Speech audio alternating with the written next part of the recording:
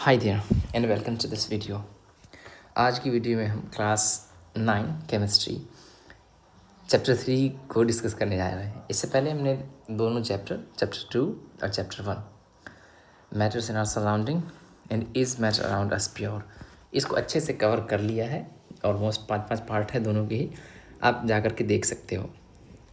उनका मतलब एक प्लेलिस्ट बना दिया गया क्लास 9 केमिस्ट्री करके।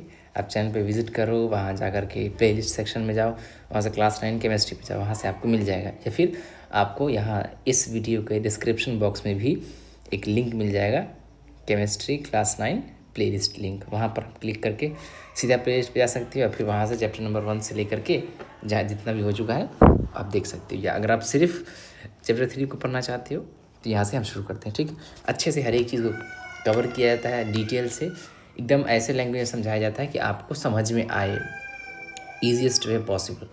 ठीक है, भले ही इसमें इंग्लिश में नोट्स होते हैं लेकिन आपको समझाया जाता है हिंदी में, और वो भी ऐसे आसान, मतलब we don't use particular terminology, specialist terminology. ऐसा नहीं कि केमिस्ट्री की ही लैंग्वेज आपको समझाया जाता है।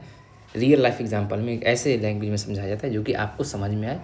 And we focus more on concept understanding instead of just mugging up with definitions and points. We rather focus on making you understand the concepts logically and how they are, right? So let's start the video. इस chapter में हम atoms and molecules के बारे में पढ़ेंगे। सबसे पहले chapter में हमने स्टेट्स ऑफ मैटर के बारे में पढ़ा था। मैटर के क्या स्टेट होते हैं, ठीक है, मास, डेंसिटी, वेट, ऐसी चीज़ों को हमने देखा था। फिर हमने स्टेट्स के इंटर कन्वर्जन को देखा था कि वो कैसे आपस में चेंज होते। फिर दूसरे चैप्टर में हमने प्रॉपर्टी या नेचर ऑफ मैटर देखा कि कौन मिक्सचर होते हैं, कौन सोल्यूशन होते हैं, कौन कोलाइडल सोल्यूशन है, ये सारी चीज़ें। ठीक है, प्योर सब्सटेंस, इम्प्योर सब्सटेंस, ये सारी चीज़ हमने देखी थी। ठीक, अब आज के चैप्टर में हम एटमिक लेवल पे बात कर रहे होंगे। मतलब एक तो हमने मैटर ले लिया, ठीक है, ठीक, और फिर हमने उसको बड़े लेवल पे जो है उसको क्लासीफाई कर दिया। जैसे मान लिया पहले हमने मैटर की बात किया, फिर इसको क्लासीफाई कर दिया कि भाई ये प्योर सब्सटेंस है, ये इम्प्योर सब्सटेंस है, ये मिक्सचर है, ये सोल्यूशन है।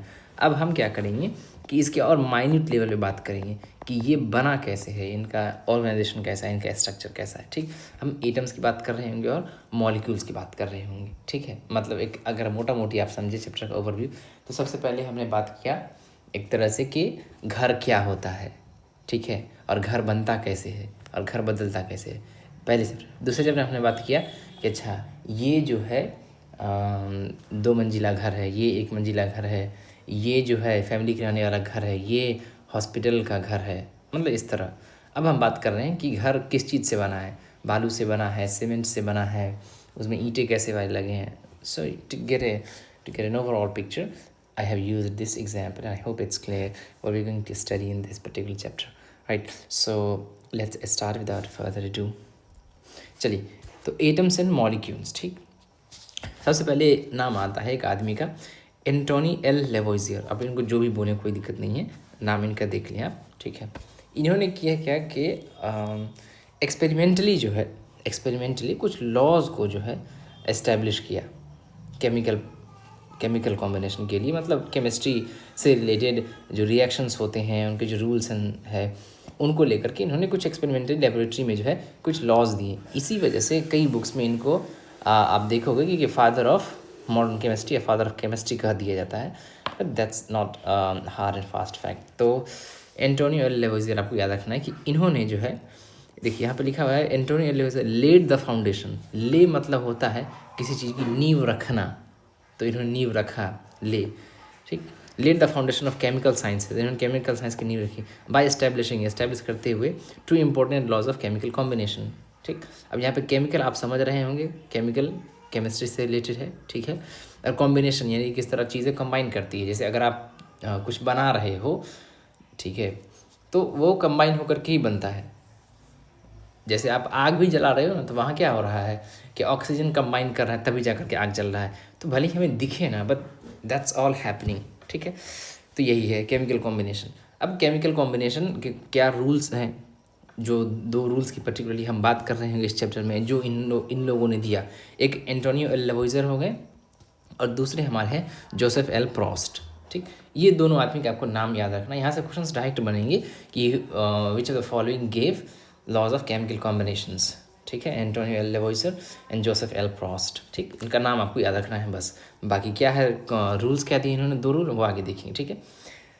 पहला है लॉ ऑफ कंजर्वेशन ऑफ मास। सबसे पहले तो हम लॉ आप समझ रहे हैं, मास समझ रहे हैं, मास क्या होता है, हमने बताया था पिछले वीडियो में, ठीक है। मास, डेंसिटी और वेट के बारे में। पहले वेट समझते हैं कि कोई भी ऑब्जेक्ट है उसको अर्थ अपनी तरफ अट्रैक्ट कर रहा होता है, ठीक है, यह जान रहे हैं ग्रेविटेशनल फोर्स से। तो जितना फोर्स किसी भी ऑब्जेक्ट पर लग रहा होता है उसी के मेजर को हम वेट कहते हैं, ठीक। मास का मतलब होता है कि कोई भी चीज़ कितने सब्सटेंस से मिलकर के बना है, राइट। एग्जांपल के तौर पे आपने एक रोटी बनाई, इसमें 50 ग्राम आटा है, ठीक, और आपने एक दूसरा मोटा सा रोटी बनाया जिसमें 200 ग्राम आटा है। तो जो 200 ग्राम आटा है उसका मास ज़्यादा होगा, अब इसी बात वेट भी ज़्यादा होगा, मास ज़्यादा होगा। क्यों मास ज़्यादा होगा? क्योंकि उसमें सब्सटेंस ज़्यादा है, जिस चीज़ से मिलकर के वो बना है ना, वो सब्सटेंस ज़्यादा है, ठीक। तो वो हमारा मास कहलाता है। मास का मतलब सिंपली कि कोई भी चीज़ कितने सब्सटेंस से बना है, उसी के हम मेजर को हम मास कहते हैं, ठीक। और मास को हम केजी में डिनोट करते हैं, और भी सारे यूजुअली हम केजी का यूज़ कर रहे होते हैं, ठीक। अब ये समझ में आई बात आपको, डेंसिटी, कोई भी पार्टिकल कितना डेंसली अरेंज्ड है। कंजर्वेशन क्या होता है? कंजर्वेशन आया है कंजर्व से, CONSERVE, ठीक। ये कॉन्वर्सेशन नहीं है, वो कॉन्वर्सेशन मतलब बात। कंजर्व मतलब होता है किसी भी चीज़ को बचाना, ठीक है, उसको उसी तरह रखना, ठीक। जैसे एग्जांपल के तौर पर मैं आपको ला करके बर्फ़ दिया और बोला कि इसका हमको शाम में यूज़ है, अभी आप इसको रखिए बचा करके, आप फ्रिज में रख दी, तो आप कंजर्व कर रहे हैं, बर्फ़ को पिघलने से बचा रहे हैं, ठीक। तो कंजर्व का मतलब कि उसको उसी स्टेट में, ठीक है, रखना, कोई चेंज नहीं होने देना उसमें, उसको हम कंजर्व कहते हैं, ठीक है। तो लॉ ऑफ कंजर्वेशन ऑफ मास, यानी कि हम मास के कंजर्वेशन के लॉ की बात कर रहे हैं, यानी कि मास को उसी स्टेट में रखेगा, चेंज नहीं किया जाएगा, ठीक है। चल, चेंज होने से बचाना, ठीक है, उसी को हम कंजर्व कहते हैं, ठीक। चलिए, law of conservation of mass states that mass can neither be created nor destroyed in a chemical reaction, ठीक। अब इसको समझते हैं कि यहाँ पे लिखा क्या जा रहा है, कि कंजर्वेशन का मतलब क्या बता रहा है यहाँ पे। ये लॉ है, पहला लॉ इन दोनों ने जो दिया, लॉ ऑफ कंजर्वेशन ऑफ मास, नाम भी आपको याद रहना चाहिए, लॉ ऑफ कंजर्वेशन ऑफ मास। क्या है कि देखिए, स्टेट मतलब होता है बताना। एक स्टेट का मतलब नाउन होगा तो उसका मतलब होता है राज्य, प्रोविंस, ठीक। जैसे Bihar is a state, Jharkhand is a state. और यहाँ पे स्टेट का मतलब होता है बताना, कहना, एक्सप्लेन करना, ठीक। Law of conservation of mass states, law of conservation of मास बताता है कि मास कैन नीदर बी क्रिएट मतलब बनाना, आपने पढ़ा ही होगा। डिस्ट्रॉय मतलब बर्बाद करना, कि मास को न ही आप बना सकते हो और न ही डिस्ट्रॉय कर सकते हो केमिकल रिएक्शन में। कि जब आप एक केमिकल रिएक्शन करा रहे हो तो वहाँ पर मास को आप नहीं बना सकते हो, नहीं डिस्ट्रॉय कर सकते हो। एग्जाम्पल के तौर पे अगर थोड़ा सा छोटा सा एग्जाम्पल लूँ, कि जैसे आप पानी को गर्म कर रहे हो, मान लीजिए 200 ml पानी है, तो जब आप गर्म कर रहे हो तो कुछ पानी क्या है कि वो उड़ भी जाता है वेपराइज होकर के। तो हो सकता है कि पानी गर्म करने के बाद 195 ml ही बचे, तो यहाँ पे क्या हो गया, कुछ पानी ख़त्म हो गया, तो अब इसी बात है कि उसका मास भी कम हो गया होगा, ठीक। समझ में आ गई बात। इसी तरह दूसरा अगर ले, जैसे एग्जांपल के तौर पे कि आपके पास एक लकड़ी है, मान लीजिए ये लकड़ी है इतना बड़ा, ठीक है, थोड़ी देर के मान लेते हैं कि ये 5 kg का है, ठीक। अब जब आप इसका कुर्सी बनाएंगे, कुछ भी बनाएंगे, तो वो कुर्सी 5 kg का ही नहीं है, कुछ लकड़ी बर्बाद भी हो जाएगा, टूट जाएगा, फट जाएगा, फेंका जाएगा, ठीक। यानी कि इसका मास चेंज हो गया, यानी कि ये डिस्ट्रॉय हो गया, ठीक है। अब कुछ और एग्जांपल हम आपको दे रहे हैं। जैसे रात को आप आटा जो है क्या करिए, बना लीजिए, मतलब उसको सान लीजिए, डो को। नीड मतलब आटा गूंदना होता है, KNEAD, नीड, ठीक। और इसको डो कहते हैं, DOUGH, डो, ठीक। वो जो आप ऐसे छोटे छोटे काट करके यही बना तो उसको डो कहते हैं, ठीक। तो आप क्या किए कि डो ले लिए, ठीक, और उसमें कुछ सोडा डाला करके छोड़ दिए। अभी मान लीजिए कि ये 200 ग्राम है, रात भर में ये फूल करके है ना, हो सकता है कि 210 ग्राम 220 ग्राम हो जाएगा। तो यहाँ पे क्या हो गया, मास क्रिएट हो गया, है ना। तो मैंने आपको मास क्रिएट होना और डिस्ट्रॉय होना का मतलब समझा दिया। लेकिन लॉ ऑफ कंजर्वेशन ऑफ मास ये कहता है कि नहीं, केमिकल रिएक्शन के दौरान न तो आप मास को क्रिएट कर सकते हो, बना सकते हो, पैदा कर सकते हो, बढ़ा सकते हो, और न ही डिस्ट्रॉय कर सकते हो, यानी कि न ही आप उसको कम कर सकते हो, ठीक। वो कांस्टेंट रहता है, चेंज ही नहीं होता है केमिकल रिएक्शन के दौरान। आगे बात समझ में, यही बात है यहाँ पे लिखा हुआ कि लॉ ऑफ कंजर्वेशन ऑफ मास, यानी कंजर्वेशन यानी कि कंजर्वेशन मतलब किसी को चेंज होने से बचाना, किसको, मास को। तो केमिकल रिएक्शन के दौरान क्या होता है, मास ना ही क्रिएट होता है और ना ही डिस्ट्रॉय होता है, नॉर्मल लैंग्वेज आप ये कहेंगे कि law of conservation of mass says that mass can not be created और can not be destroyed in chemical reaction. बस सिंपल, ये आप जैसे ये बोलना चाहो, दिमाग में आपके आइडिया आई होप आ गया होगा। ठीक, ये हो गया law of conservation of mass. इसको law of conservation of mass क्यों कहा गया? क्योंकि यहाँ पर मास को कंजर्व करने की बात कही जा रही है। ठीक है, चलिए अगला हमारा रूल है law of constant proportions. Constant मतलब क्या था? कांस्टेंट उस चीज़ को बोलते हैं जो चेंज नहीं होता है। मैथमेटिक्स में आपने पढ़ा होगा variable in constant, x y z को हम वेरिएबल बोलते हैं, लेकिन 1 2 3 4 -7 4/3 को हम कांस्टेंट बोलते हैं। ठीक, जो चेंज नहीं होता। तो कांस्टेंट ऐसी चीज़ है जो चेंज नहीं होता। जैसे आप वेरिएबल है, आप चेंज होते हैं, यहाँ से वहाँ जाते हैं कुछ भी, लेकिन जो पेड़ है वो एक एस्पेक्ट में, मूवेबिलिटी में वो कांस्टेंट है, एक ही जगह पर रहता है। ठीक है, इसी तरह बहुत सी चीज़ें हैं जो कि कांस्टेंट है और बहुत सी चीज़ें कि वेरिएबल है। तो कांस्टेंट का मतलब जो चेंज नहीं होता है। और प्रोपोर्शन का मतलब क्या होता है? प्रोपोर्शन का मतलब एक तरह से आप समझिए पोर्शन, कि कोई भी चीज़ कितना है उसी को हम प्रोपोर्शन बोलते हैं। ठीक, जैसे एग्जांपल के तौर पे कि अगर आप किसी को 2 बिस्किट और 50 ग्राम मिक्सचर दे रहे हैं तो वो प्रोपोर्शन हो गया। अब आप किसी को 100 ग्राम दी तो उसका प्रोपोर्शन चेंज हो गया। तो कह रहा है कि देखिए इसमें प्रोपोर्शन चेंज नहीं होगा। रूल क्या है पढ़ते हैं। ठीक, लिखा हुआ है each compound had the same element in the same proportion irrespective of where the compound came from or who prepared it। सबसे पहले कि कंपाउंड होता क्या है? पिछले चैप्टर में हमने पढ़ा था एलिमेंट एंड कंपाउंड, कि 2 से ज़्यादा एलिमेंट मिला करके कंपाउंड बनते हैं। जैसे नमक की बात करते हैं हम, जो घर में यूज़ करते हैं नमक, उसका फॉर्मूला होता है सोडियम क्लोराइड। तो उसमें Na है और क्लोरीन है Cl। NaCl 2 एलिमेंट है, उनको हम अगर मिला दें, रिएक्शन करवाएं तो क्या मिला हमारे पास मिल गया sodium chloride which is salt. तो एक कंपाउंड है। अब कह रहे कि देखिए जो भी कंपाउंड है ना, ठीक है, जो भी कंपाउंड है और उसमें जो भी एलिमेंट मिला, ठीक है, जो भी एलिमेंट मिला वो सेम प्रोपोर्शन में है, चाहे आप कहीं से भी ले लो। ठीक है, मैं आपको इसको दूसरे एग्जांपल के थ्रू बताना चाहूँगा। जैसे मान लीजिए कि आपके गांव में 5 होटल है। ठीक है, 5 होटल है। आपने पहले होटल से कुछ समोसे खरीदे, हालांकि समोसा बेकार चीज़ होता है, नहीं खरीदना चाहिए, खाना भी नहीं चाहिए, कचरा होता है वो।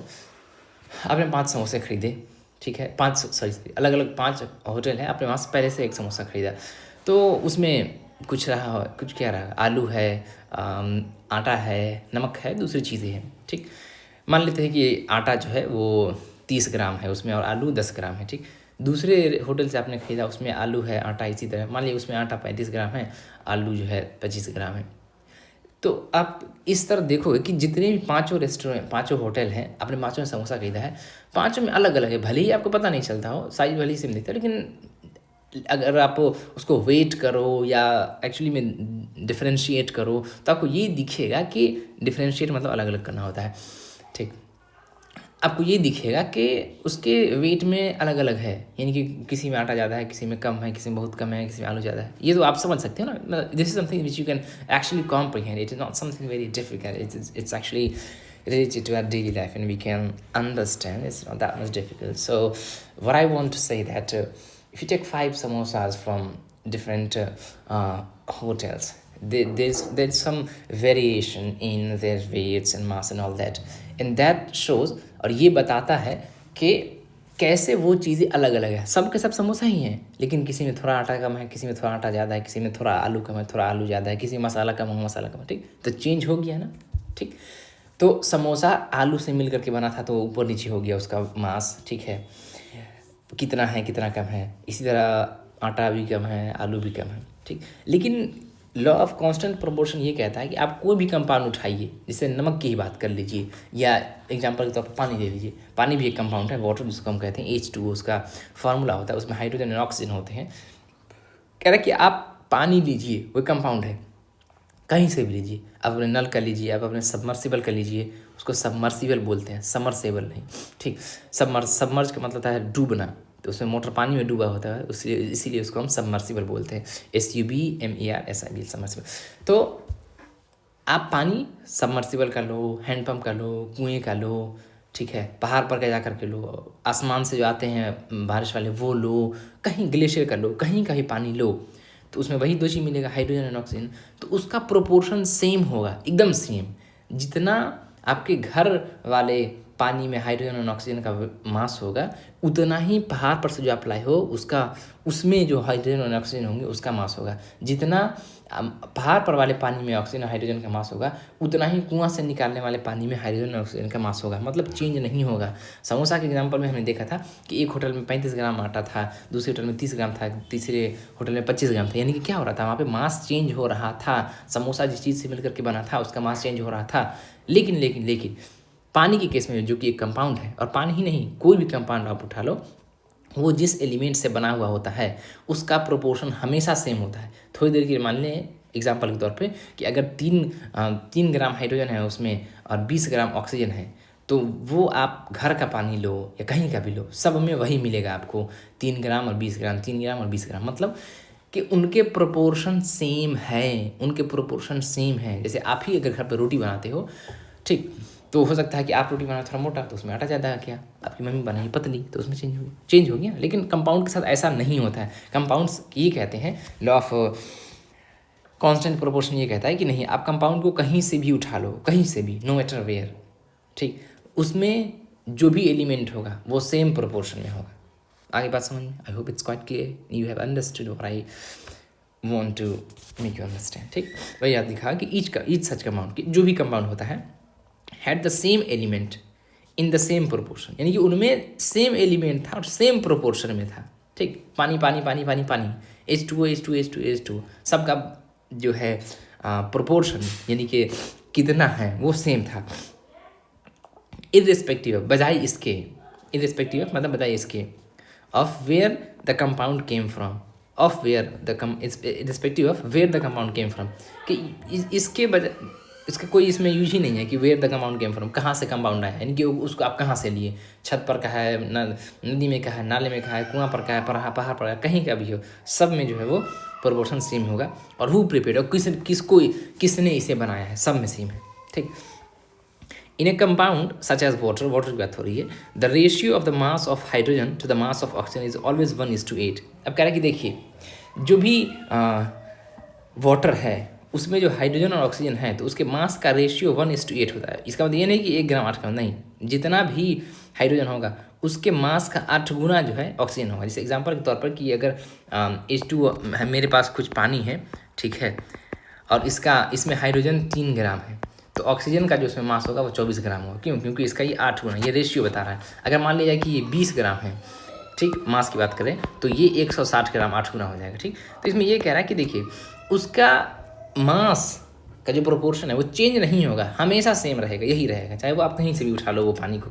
ठीक, ये बात लिखा, what ever the source of water, कुछ भी सोर्स ऑफ वाटर, कोई अमोनिया का फॉर्मूला आप याद रख लीजिए, काम आएगा आपको, आप लिख भी सकते हैं, कभी कोई पूछ लेता है। अमोनिया यहाँ पे लिख देता हूँ, NH3 होता है अमोनिया का, और एक इसी से मिलता जुलता होता है, ठीक है, अमोनियम, उसका फॉर्मूला होता है NH4। ठीक, इन दोनों को आप याद रखिए, एग्जाम में कभी कभी पूछ लेते हैं। अमोनिया का फॉर्मूला NH3 और अमोनियम का NH4। अमोनिया का एग्जाम्पल है कि देखिए, अमोनिया में जो है नाइट्रोजन एंड हाइड्रोजन होता है, देखिए NH नाइट्रोजन हाइड्रोजन है, और always present in the ratio 14:3। यानी कि अगर अमोनिया की बात करें, NH3 बात करें, तो इसमें जो नाइट्रोजन और हाइड्रोजन का रेशियो है वो 14:3 के रेशियो में होता है। मतलब कि अगर ये 28 ग्राम है नाइट्रोजन तो ये 6 ग्राम होगा। ठीक, यानी कि इसका रेशियो मेंटेन रहेगा, हमेशा इतना ही रहेगा बाय मास के इसमें रिस्पेक्ट में। वॉट एवर द मेथड और the source from which it is obtain, चाहे कुछ भी उसका बनाने का मेथड हो, अमोनिया का बनाने का, या कोई भी सोर्स हो जिससे हम इसको ऑब्टेन मतलब हासिल करना, प्राप्त करना होता है। यानी कि सिंपल यही कहा गया यहाँ पर कि आप कोई भी ऐसा कंपाउंड उठा लो, उसमें उसको आप कहीं से उठाओ या कोई भी उसको बनाए, उसमें हमेशा जो एलिमेंट प्रेजेंट होंगे वो सेम होंगे और उनका प्रोपोर्शन सेम होगा। यानी कि उसमें जो भी इसका वेट होगा उसका वेट होगा वो हमेशा सेम होगा। ऐसा नहीं कि घर वाले में चेंज हो रहा है, बाहर वाले में अलग। ठीक, अब इसको बता रहा है लॉ के हिसाब से कि लॉ ऑफ कांस्टेंट प्रोपोर्शन, ये जो हमने देखा है इसको बता रहा है, which is also known as the law of definite proportion. बोला कि इसको हम लॉ ऑफ डेफिनेट प्रोपोर्शन भी बोलते हैं। डेफिनेट क्यों? डेफिनेट मतलब जो चीज़ फिक्स है, चेंज नहीं होता है, तो ये प्रोपोर्शन चेंज नहीं होता है, इसीलिए हम लॉ ऑफ कांस्टेंट प्रोपोर्शन को लॉ ऑफ डेफिनेट प्रोपोर्शंस भी बोलते हैं। This law was stated by Proust, ये प्रोस्ट ने दिया था, वो एंटोनियो एल लेवोइजन ने दिया था, और ये जोसेफ एल प्रोस्ट ने दिया था। इन ए केमिकल सब्सटेंस, बोला कि कोई भी chemical substance, the elements are always present in the definite proportions by mass. कह रहा है कि जो भी एलिमेंट मतलब जो भी सब्सटेंस होते हैं उनमें जो एलिमेंट होते हैं वो हमेशा प्रेजेंट होते हैं और ऑलवेज प्रेजेंट इन डेफिनेट प्रोपोर्शन, एक फिक्स प्रोपोर्शन में बाय मास के अकॉर्डिंग वो हमेशा डिफरेंट प्रोपोर्शन में होते हैं, मतलब कमते और घटते नहीं हैं, मतलब बढ़ते घटते नहीं, सॉरी।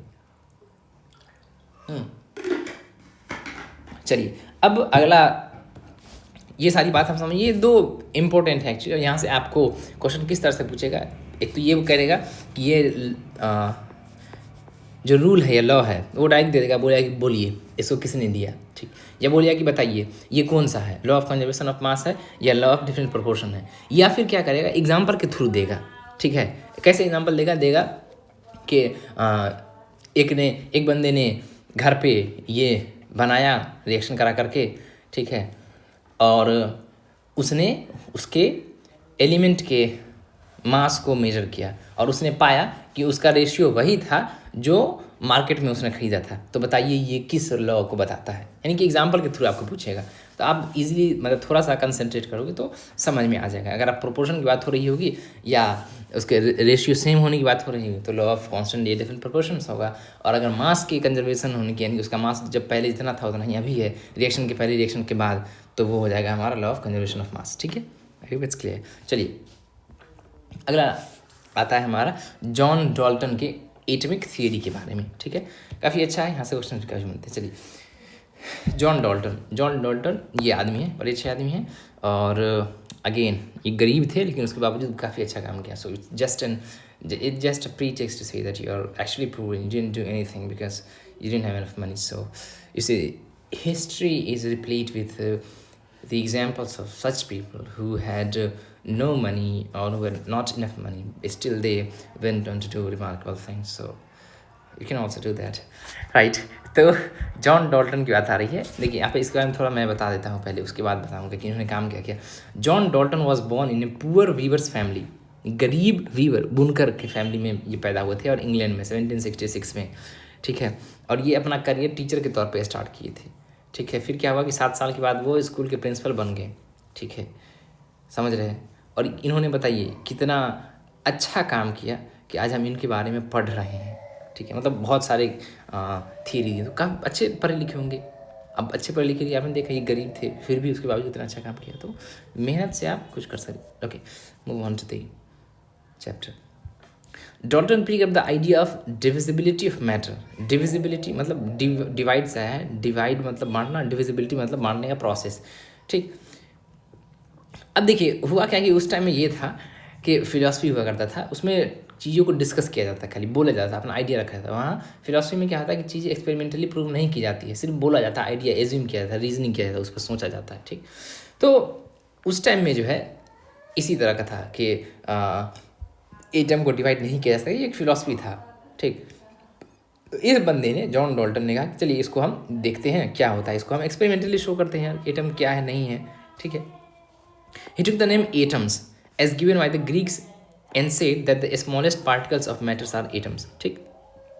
इसने जो है देखिए एटम्स का मतलब ए मतलब नेगेटिव हो जाता है, जिसमें टोम्स मतलब था काटना, डिवाइड करना, तो एटम्स मतलब जिसको काटा या डिवाइड नहीं किया जा सकता है, ठीक, ग्रीक वर्ड है ये, ठीक। अब देखिए उस टाइम ये कहा जाता था, ये माना जाता था कि एटम्स जो है इनडिविजुअल होते हैं, यानी उनको आप डिवाइड नहीं कर सकते हो और सिंपलर सब्सटेंस में तोड़ नहीं सकते हो। तो इस बंदे ने जो है डाल्टन ने इसी बात को लिया, और यही बात थी कि जो एटम होते हैं ना वो स्मॉलेस्ट पार्टिकल्स ऑफ मैटर्स होते हैं, ठीक। जैसे एग्जांपल के तौर पर अगर आप घर की बात करें, जैसे एक दीवार की बात करें, उसमें ईंट भी है, बालू भी है, सीमेंट है, तो सीमेंट सबसे स्मॉलेस्ट पार्टिकल होता है, ठीक, ईंट बड़े होते हैं। तो इसी तरह जॉन डाल्टन के टाइम इस टाइम का ये था कि देखिए जो भी आपके पास चीज़ है दिख रहा है एलिमेंट, उसमें जो सबसे छोटा चीज़ होता है वो एटम होता है, यानी कि वो सारे एटम से मिलकर के बने होते हैं। एक तरह से एटम को कह दिया गया कि वो बहुत छोटा होता है, बिल्डिंग ब्लॉक है, वही बहुत सारा एटम एटम एटम एटम मिल करके जो है कोई भी एलिमेंट बनाता है, ठीक है। His theory was based on the laws of chemical combination, और इसकी थ्योरी जो है कि एटम सबसे छोटे होते हैं वो बेस्ड थी किस पर, लॉ ऑफ केमिकल कॉम्बिनेशन पर, ठीक है।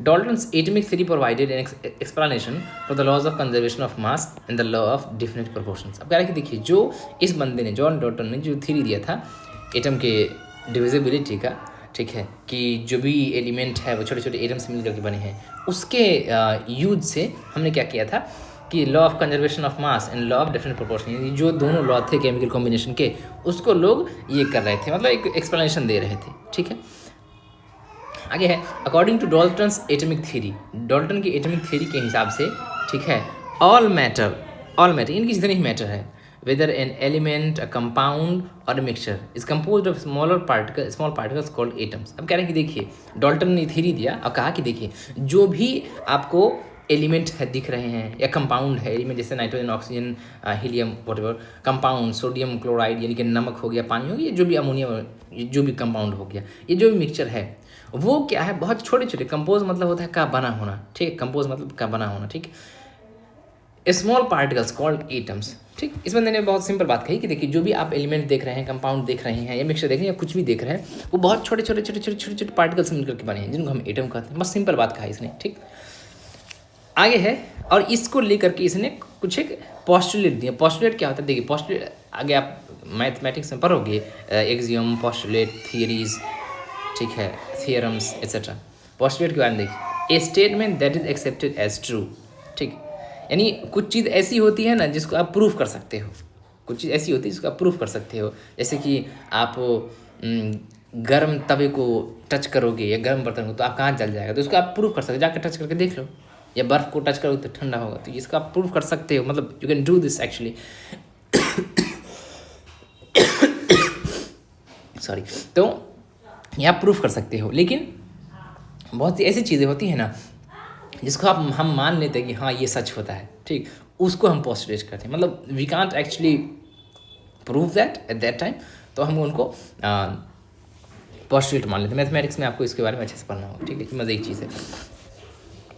ठीक, तो कुछ पोस्टुलेट इस आदमी ने दिया था, जॉन डॉल्टन ने, ठीक है, एटम को लेकर के। पहली बात कहा कि all matter is made of very tiny particles called atoms. वही बात कि जितने भी मैटर है वो बहुत छोटे छोटे, टाइनी मतलब होता है बहुत छोटे छोटे पार्टिकल से मिलकर के बना है, जिनको हम एटम कहते हैं ना। ऑल मैटर इज मेड, सब मैटर बना हुआ है, ऑफ वेरी टाइनी पार्टिकल्स, बहुत छोटे छोटे पार्टिकल से, कॉल्ड एटम, मतलब जिनको हम एटम बोलते हैं। ठीक, एटम्स आर इनडिविजुअल, डिविजिबल मतलब इसको डिवाइड किया जा सकता है, इन मतलब नहीं, तो एटम्स आर इनडिविजुअल, एटम जो है वो इंडिविजुअल पार्टिकल्स होते हैं। एटम्स ऐसे पार्टिकल्स जिनको हम डिवाइड नहीं कर सकते हैं, विच जो कैन नॉट बी क्रिएटेड और destroyed in a chemical reaction. ये तो पहले भी हम देख लिए थे कि एटम को ना ही हम क्रिएट कर सकते हैं और ना ही डिस्ट्रॉय कर सकते हैं, तो ये एक तरह से क्या हो गया, कंजर्वेशन ऑफ मास वाला लॉ होगी एक तरह से। ठीक है, कि एटम्स सबसे पहले कहा कि बहुत छोटे छोटे इंडिविजुअल पार्टिकल्स होते हैं, ठीक, और इनको ना आप क्रिएट कर सकते हैं ना ही डिस्ट्रॉय कर सकते हैं केमिकल रिएक्शन में। ठीक, ये सारे पोस्टुलेट है जो कि डॉल्टन ने दिया था। Atoms of a given element, कोई भी एलिमेंट है और उसके जो एटम्स है, और आइडेंटिकल का क्या होता है भैया, आइडेंटिकल का मतलब होता है कि सेम होना। ठीक है, आइडेंटिकल का मतलब होता है सेम होना। जैसे एग्जांपल के तौर पे आप मान लिया कि पेन खरीदे हो आप एक नटराज का या कुछ किसी का भी, ठीक है, लिंक का ही मान लो, आपके फ्रेंड के पास भी लिंक का पेन है, तो वो दोनों आइडेंटिकल हो गया, सेम है, मतलब प्रॉपर्टी सारा उसका सेम है, तो उसको हम आइडेंटिकल बोलते हैं। ठीक है, आइडेंटिकल। तो atoms of a given element are identical, कि जो एटम होते हैं एक एलिमेंट के वो आइडेंटिकल होते हैं, यानी कि सेम होते हैं मास और केमिकल प्रॉपर्टी में।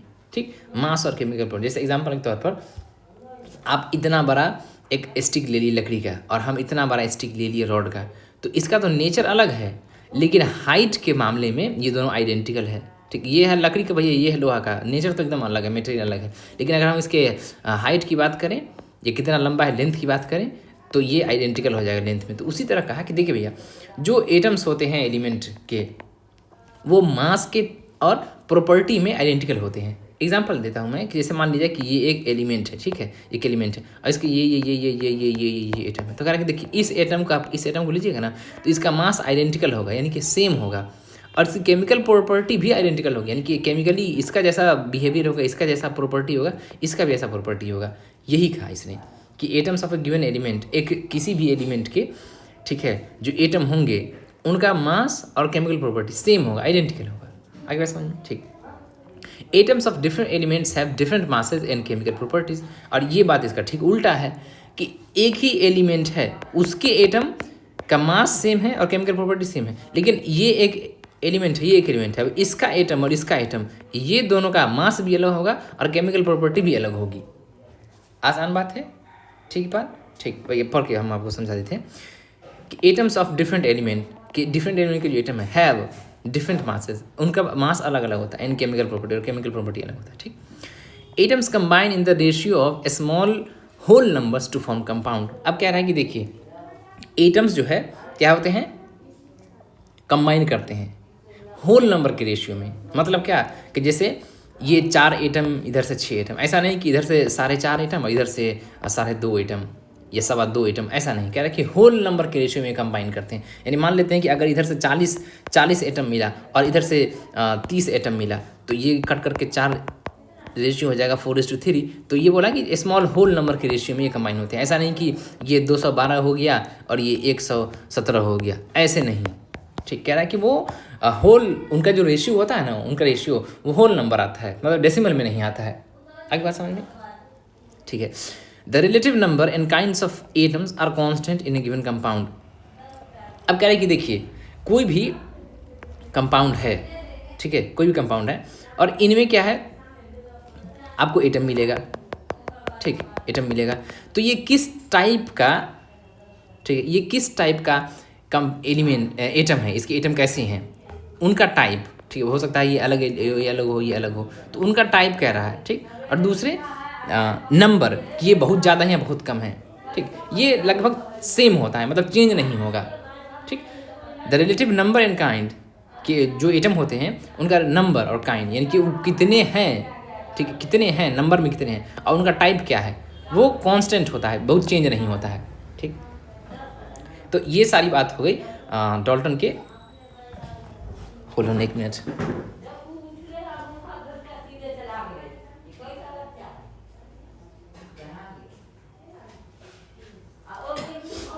हाँ, तो ये डाल्टन के जो एटमिक थ्योरी है उनका पोस्टुलेट था, ठीक। तो इनको आप ऐसे याद मत रखो एज सच, 2-3 बार पढ़ोगे and I have tried to explain it in very easy manner.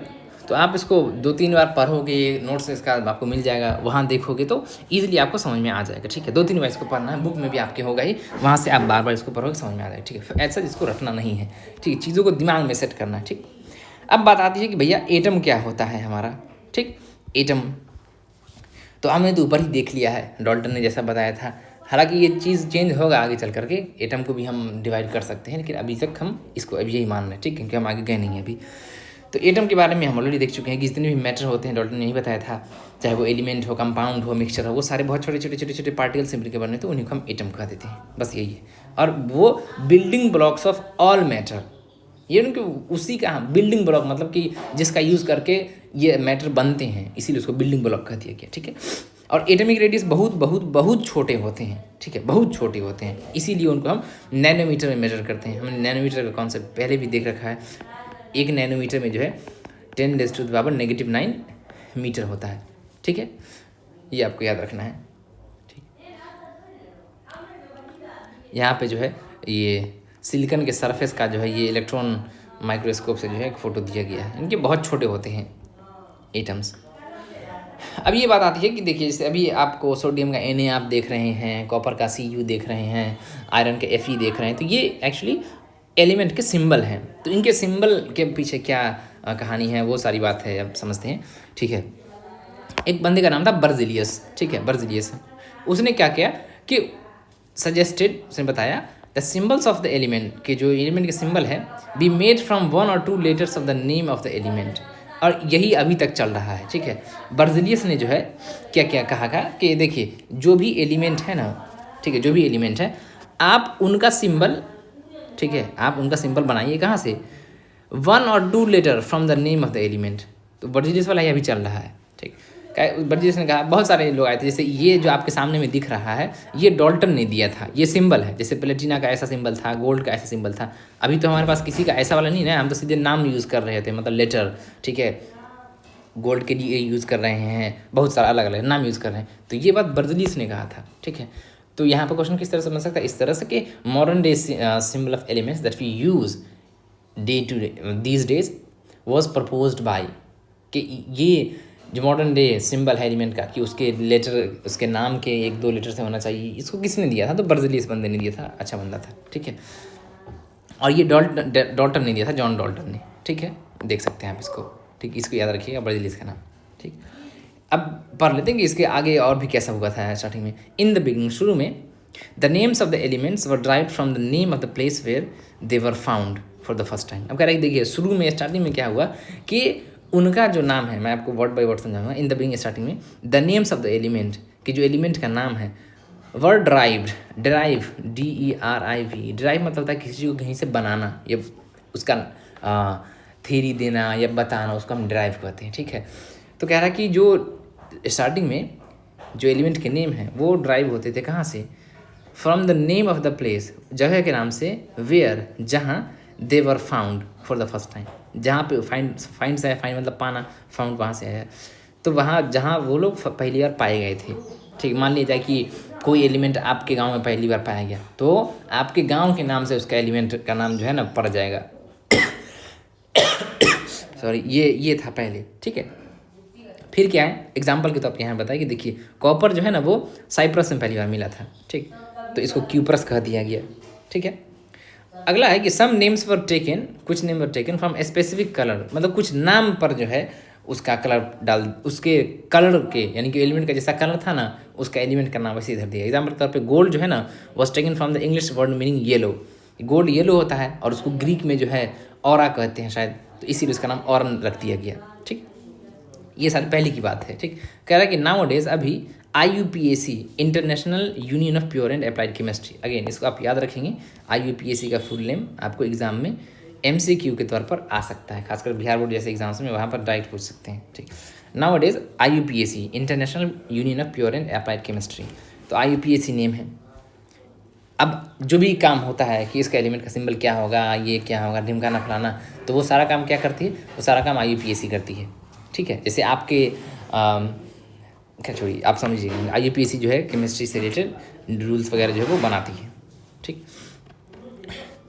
The first letter of a symbol is always written as a capital letter upper case and the second letter as a small letter. अब बोले कि देखिए जो भी element है, ठीक है, जो भी एलिमेंट है उसका सिंबल हम उसके नाम से लेंगे भैया, बर्जिलियस ने यही कहा था, IUPAC वही काम कर रही है, ठीक। अब कह रहा है कि देखिए जो भी एलिमेंट है अगर उसमें एक ही है सिंबल, एक ही लेटर का, तब तो कोई दिक्कत नहीं, जैसे कार्बन CARBON कार्बन, तो हम C रख दिए, ठीक। लेकिन अगर हम कॉपर की बात करें तो इसका तो C नहीं दे सकते वरना कन्फ्यूजन हो जाएगा, तो एक और लेटर लेना पड़ेगा, तो हमने U ले लिया। तो बोल रहा है कि सिर्फ और सिर्फ पहला वाला जो है कैपिटल होगा, उसके बाद जितना भी आएगा सारा का सारा स्मॉल होगा, ठीक है। ये बात आ गई समझ में। जैसे एग्जाम्पल के तौर पर कोबाल्ट, COBALT, कोबाल्ट, तो इसका तो हम C दे नहीं सकते हैं क्योंकि C ऑलरेडी कार्बन का हो गया, तो हमने O रख दिया। तो अब ये O स्मॉल होना चाहिए, ऐसा नहीं कि CO कर देंगे, ये गलत है। ये कर देंगे तो फिर कार्बन मोनोऑक्साइड हो गया, ये कंपाउंड बन गया, गलत हो गया।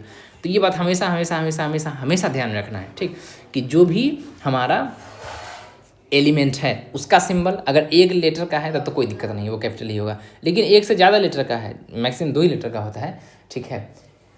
तो कह रहा है कि जब 2 लेटर का हो गया आपके पास, तो पहला लेटर भैया कैपिटल और दूसरा लेटर स्मॉल, ध्यान में रखना है, ठीक है। कोबाल्ट का देखिए ये CO अगर ऐसे लिखेंगे, ये कैपिटल ये स्मॉल, तो ये कोबाल्ट बन जाएगा। लेकिन CO अगर ऐसे लिख देंगे दोनों ही कैपिटल, तो ये कार्बन मोनोऑक्साइड बन जाएगा, ध्यान रखना है इसको, ठीक है। ये बात यहाँ पे लिखी होगी। एग्जाम्पल के तौर पर देखिए, कह रहा है कि हाइड्रोजन में एक ही लेटर है तो H सीधे धरा, लेकिन एल्यूमिनियम में हमको, ठीक है, 2 लेटर आ रहा है, तो A कैपिटल L स्मॉल, ऐसा नहीं कि A कैपिटल L स्मॉल, तो फिर ये कुछ होगा नहीं, गलत ये हो जाएगा। देख कोबाल्ट का एग्जाम्पल बुक में दिया हुआ है कि कोबाल्ट को हम CO लिखते हैं, एक कैपिटल एक स्मॉल, नहीं कि दोनों ही कैपिटल, फिर ये कार्बन मोनोऑक्साइड हो जाएगा, ठीक है, ये गलत है। अगला है कि symbols of some elements are formed from the first letter of the name, ठीक है, from the first letter of the name and letter appearing letter in the name.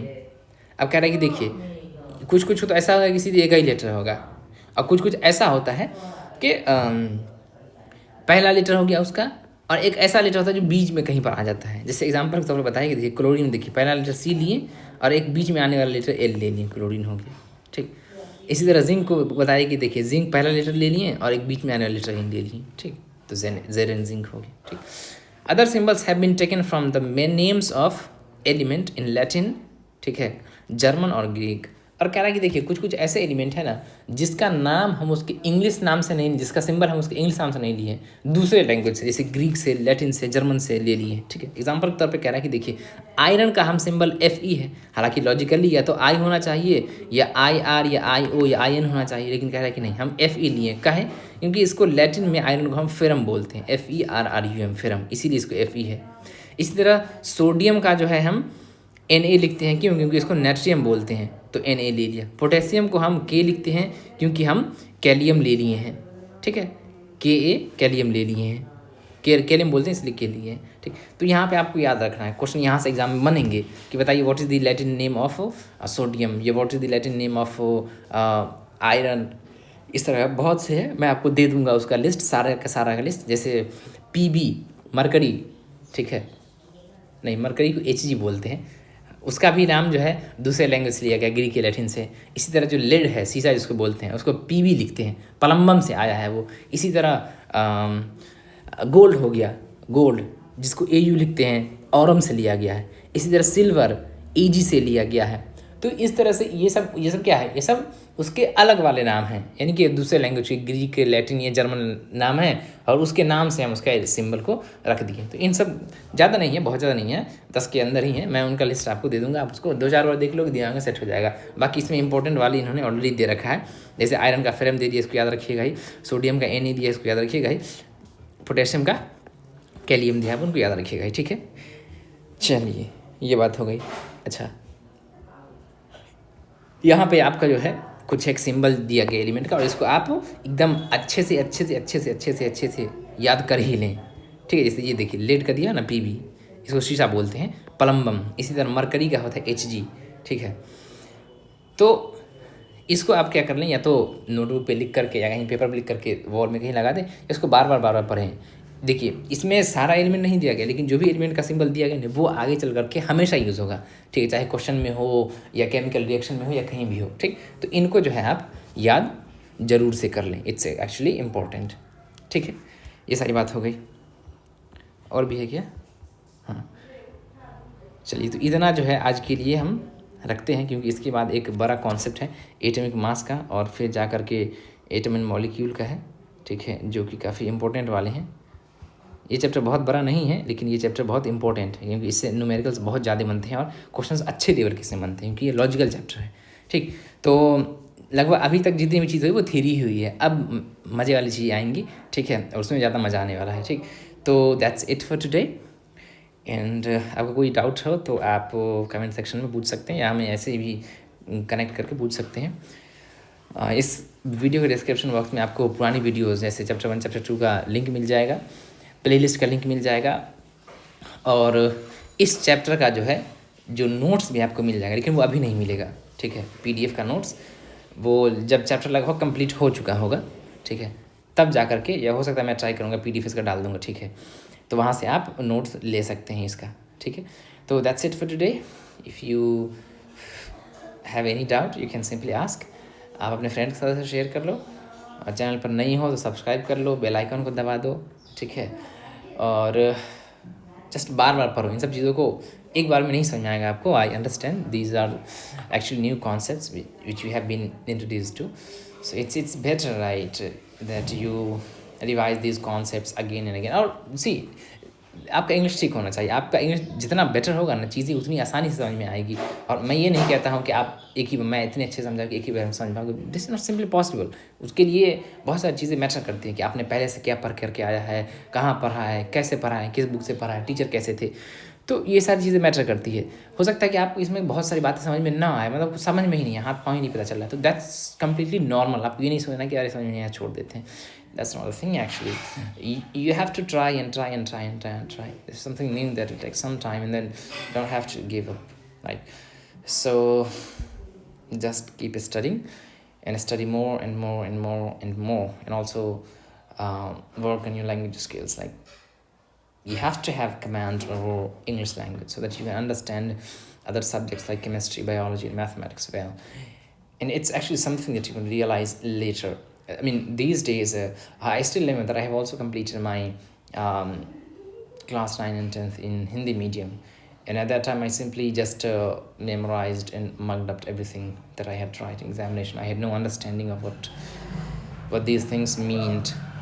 I have been studying these things for years, but only after completing my graduation, when I had command over English language, I kind of started studying again, and then I came to know these things well. Like, I came to know the concept, and that is because I had this good command over language. So to understand any concept,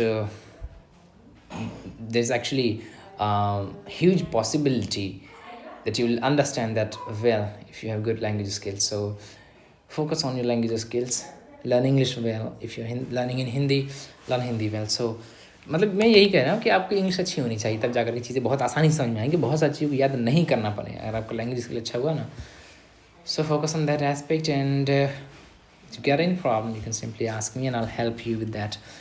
तो बस आज के लिए इतना ही है, और I'll see you in the next video. Take care and goodbye.